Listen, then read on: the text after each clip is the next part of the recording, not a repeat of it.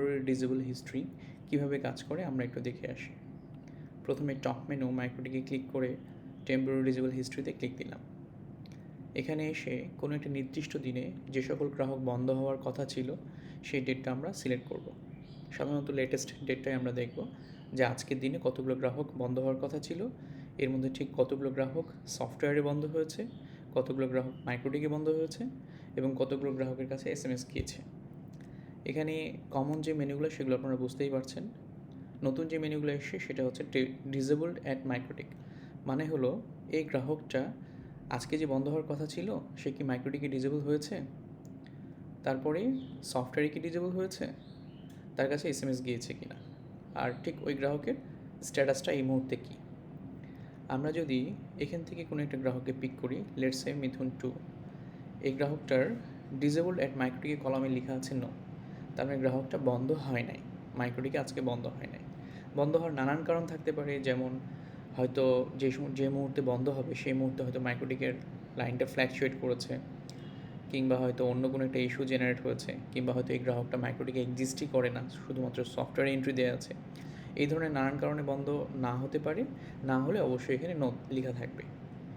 আর যেসব একদমই কিছু নাই, ব্ল্যাঙ্ক আছে এখানে, তার মানে হচ্ছে এটা অবশ্যই সফটওয়্যার এন্ট্রি দেওয়া আছে কিন্তু আজকে তার ডেট সেট করা নাই, অথবা তাকে মাইক্রোটিক সিঙ্ক করা নাই, এই গ্রাহকটার সঙ্গে মাইক্রোটিকের সিঙ্ক্রোনাইজেশন নাই বলে এই জায়গায় কোনো ইনফরমেশনই নেই। ওকে, তাহলে আমরা বুঝে ফেললাম যে কোনো গ্রাহকের ডিসেবলড অ্যাট মাইক্রোটিক কলামে নো থাকা মানে হচ্ছে মাইক্রোটিকে ডিসেবল হয় নাই। যদি এখানে ইয়েস থাকতো তার মানে মাইক্রোটিকে ডিসেবল হয়েছে। ঠিক পরের কলামে এখানে ইয়েস আছে মানে হচ্ছে ডিসেবলড অ্যাট সফটওয়্যার, মানে সফটওয়্যারে ডিসেবল হয়েছে। ঠিক তার পরের কলামে দেখাচ্ছে সেন্ড, SMS সেন্ড মানে হলো এই গ্রাহকের কাছে SMS গিয়েছে। এখন এটা দেখার পরে আমাদের কাছে মনে হলো যে কোনো একটা নির্দিষ্ট গ্রাহককে বন্ধ করে দেওয়া দরকার, মাইক্রোটিকে ডিসেবল করে দেওয়া দরকার। তখন আমরা ঠিক সেই গ্রাহককে যাকে বন্ধ করতে চাই তার উপরে এসে ডিসেবলে ক্লিক দেবো। ইয়েস করলেই এই গ্রাহকটা মাইক্রোটিকে এখন ডিসেবল হয়ে যাবে।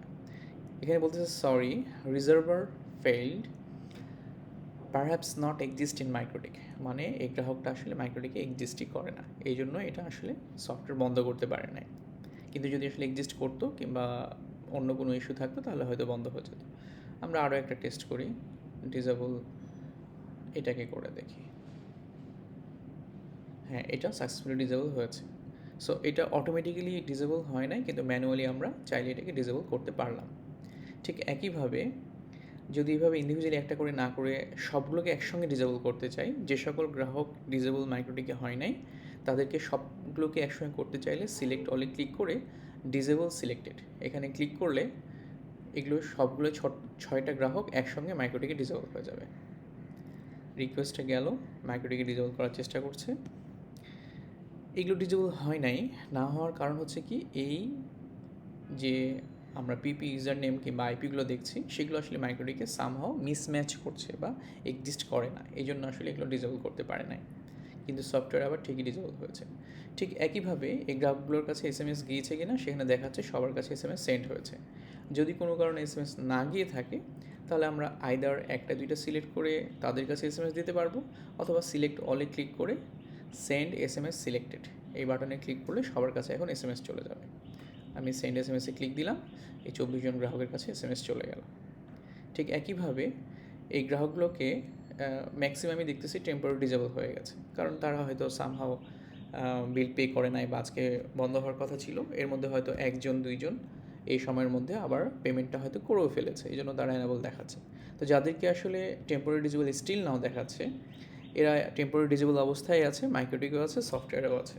তাহলে আমরা কী করতে পারি, এটাকে সবগুলোকেই চাইলে এর মধ্যে 2-1জনকেও এনেবল করতে পারি, অথবা সবগুলোকে একসঙ্গে এনেবল করে দিতে পারি। আমরা প্রত্যেকটা গ্রাহককে সিলেক্ট করলাম, সিলেক্ট অলে ক্লিক করে তারপরে সিলেক্ট এনেবল সিলেক্টেড এই বাটনে ক্লিক করলে প্রত্যেকটা গ্রাহক এখন এনেবল হয়ে যাবে। এটা আপনাদের জন্য একটা পেইন ছিল অনেক, আমরা সবগুলো গ্রাহককে একসঙ্গে টেম্পোরারি ডিসেবল থেকে এনেবল করতে পারতাম না, কিন্তু এখানে এই অপশনটা এসছে। আমরা চাইলে আজকের ডেটে যেসব গ্রাহক বন্ধ হয়েছে তাদেরকে একসঙ্গে সিলেক্ট করে মাল্টিপল কিংবা সবগুলোকেই এনেবল করে দিতে পারি। ইয়েস বাটনে ক্লিক দিলে এখন সবগুলো এনেবল হয়ে যাবে। আগে এই কলামে টেম্পোরারি ডিসেবল দেখাচ্ছিল, এখন দেখেন সবগুলো জায়গায় এনেবল হয়ে গেছে। ফিচারটা অনেক সুন্দর, আশা করি সবার কাজে লাগবে।